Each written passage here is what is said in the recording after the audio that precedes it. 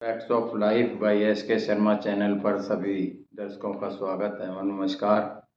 साथियों, इस वीडियो में हम मनोरंजन करेंगे जोक्स के थ्रू और कुछ सीखेंगे भी। जैसे कि 3 दोस्त हैं, बाय प्रोफेशन टीचर हैं, तीनों में स्किल है। एक मैथ के अध्यापक हैं, एक केमिस्ट्री के हैं, एक फिजिक्स के हैं और स्विमिंग बहुत अच्छे स्विमर हैं। लेकिन जो मैथ वाले सर हैं और फिजिक्स वाले सर हैं, उनको अपनी स्विमिंग पर बड़ा घमंड है।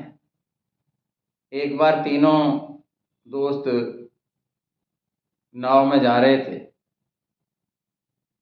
जब नाव नदी के बीच में पहुंची तो पानी का बहाव बड़ा तेज था। फिजिक्स वाले सर को अपनी स्विमिंग पर बड़ा घमंड था। वो बोले कि यार, मैं पानी के बहाव को देखकर आता हूँ ज़रा कि पानी का बहाव कितना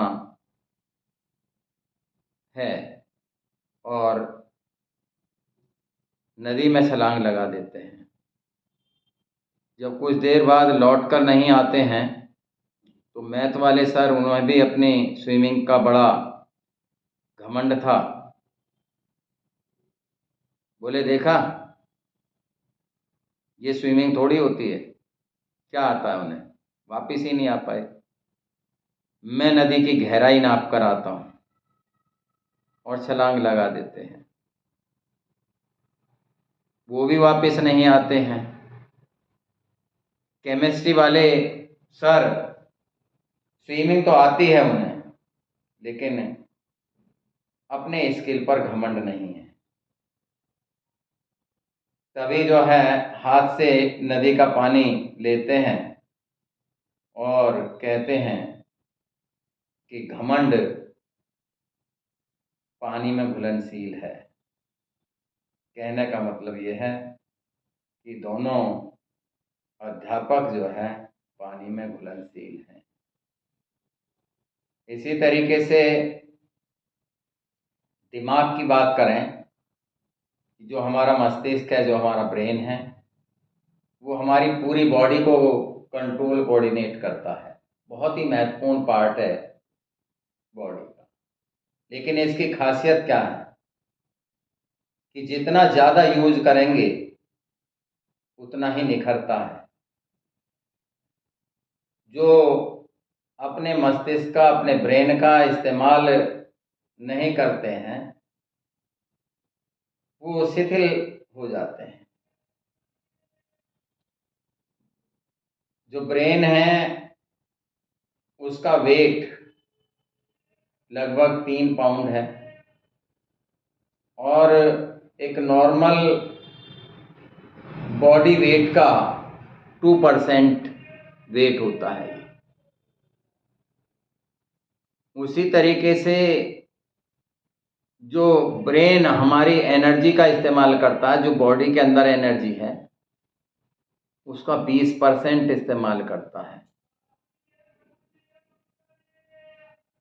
इस आंकड़ों के आधार पर कुछ वैज्ञानिक मानते हैं कि ब्रेन पूरी लाइफ में केवल 2%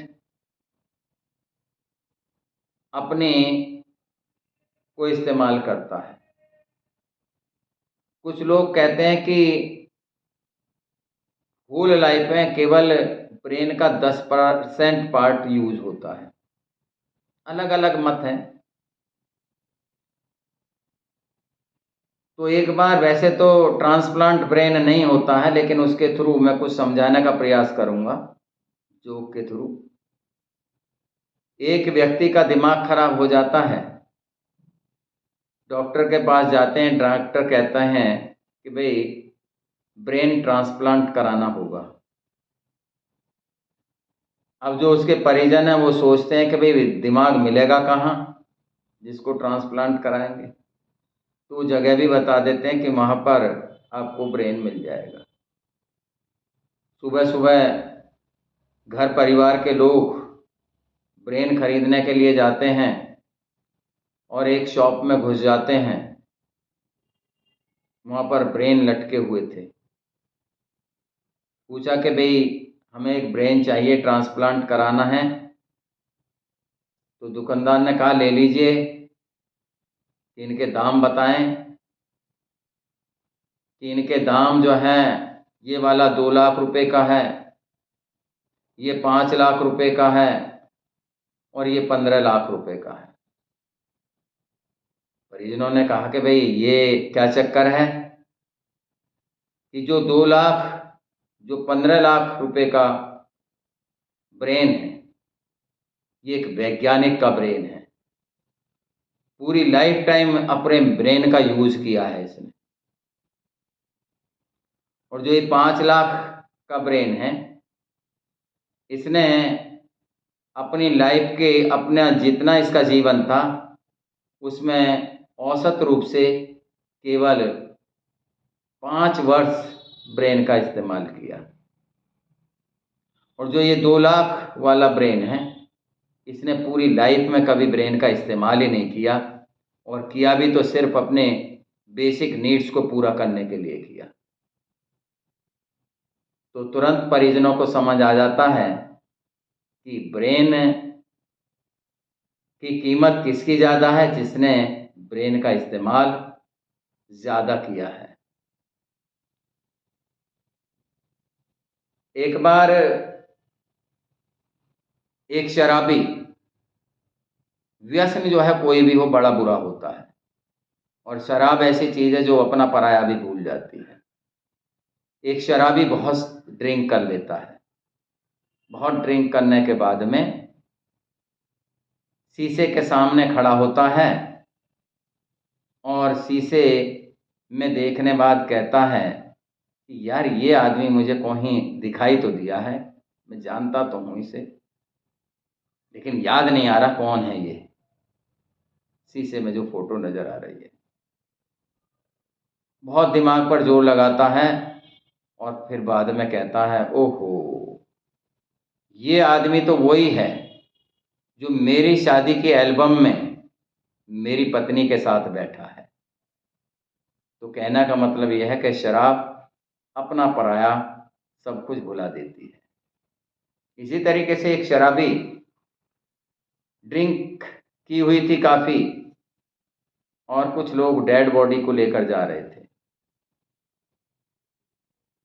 अब वो शराबी जो है, जो डेड बॉडी को ले जा रहे थे उनसे टकराता है, और जो डेड बॉडी है वो नीचे गिर जाती है, अर्थी नीचे गिर जाती है।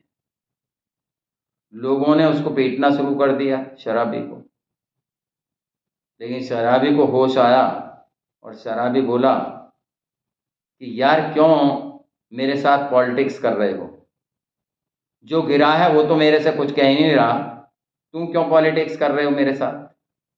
कहने का मतलब ये है कि जो पॉलिटिक्स है उसको भी नेगेटिव सेंस में लिया जाता है।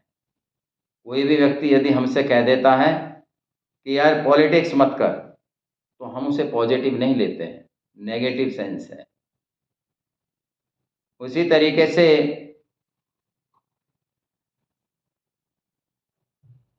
जमीन पर हर आदमी अपने दुख को बड़ा दुख कहता है कि भी मेरा दुख जो है सबसे बड़ा है, उससे भी ज़्यादा मैं दुखी हूँ, उससे भी ज़्यादा मैं दुखी हूँ।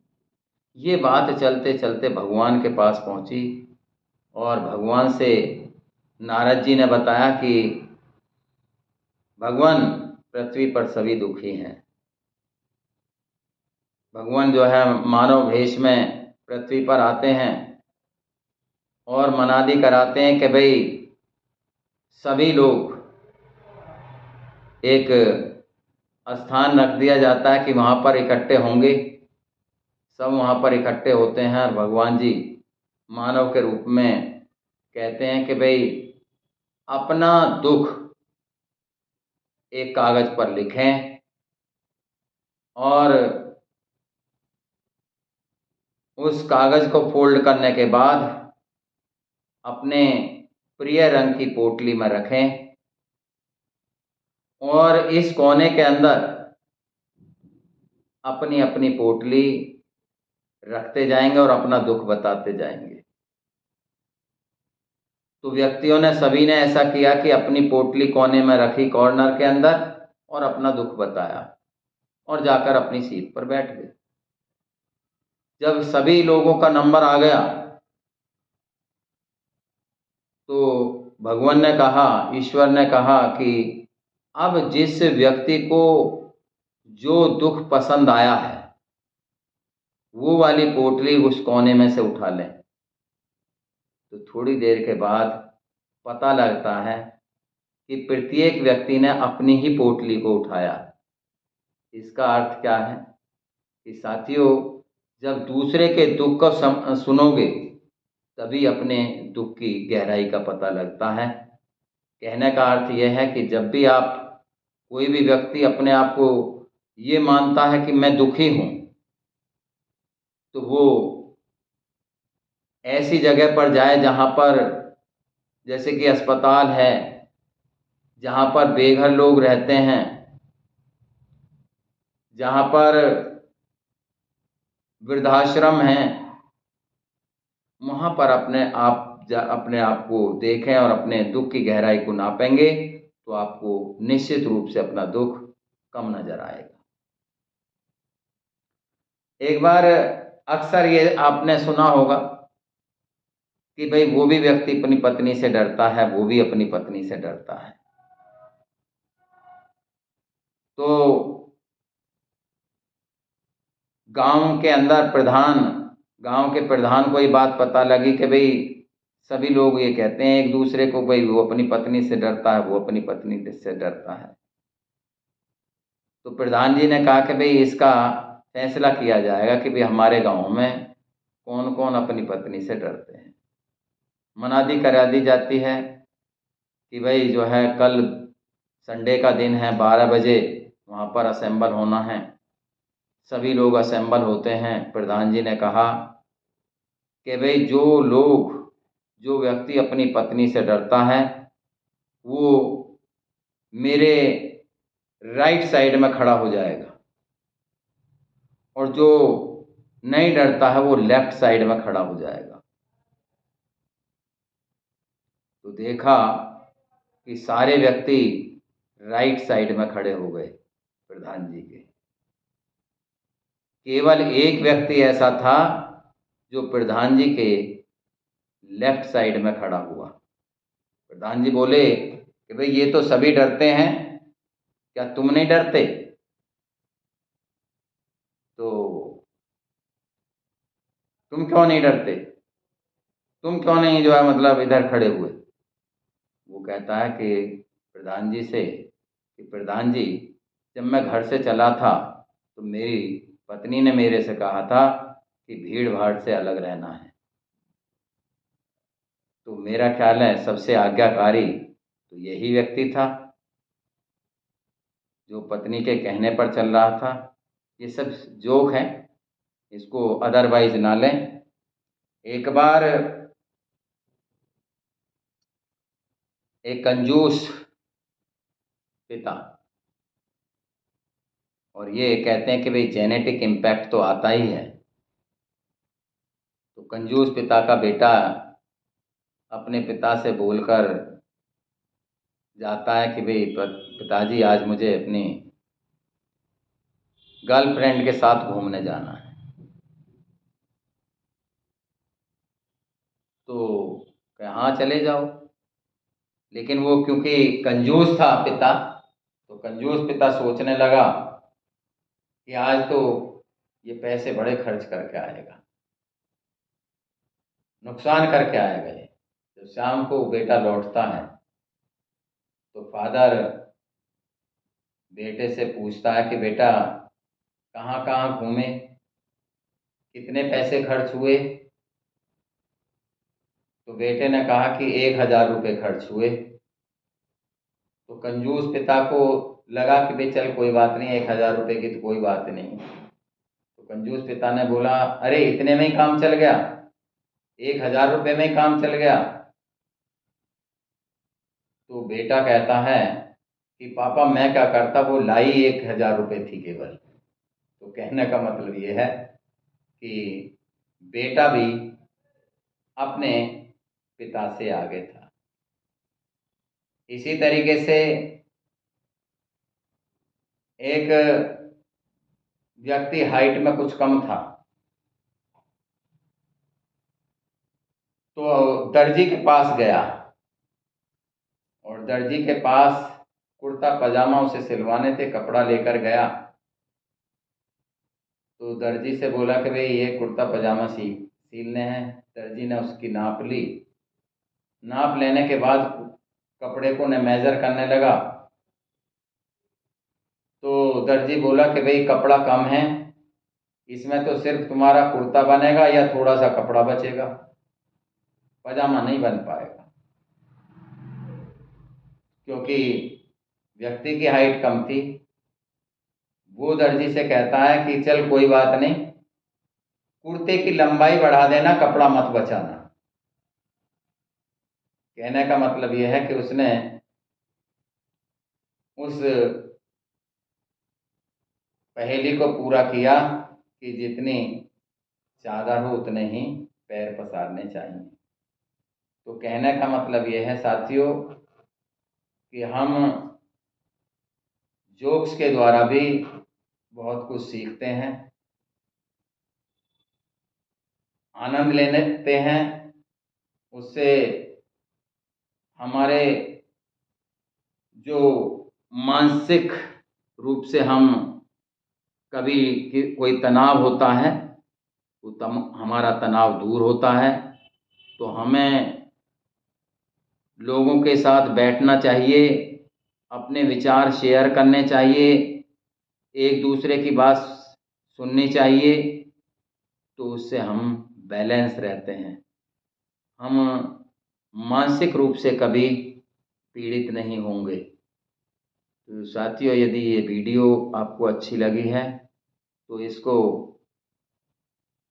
लाइक करें, कमेंट करें और सब्सक्राइब करें, ताकि जल्द से जल्द जो भी वीडियो तैयार होगी वो आपके समक्ष पहुंच सके। थैंक यू, धन्यवाद।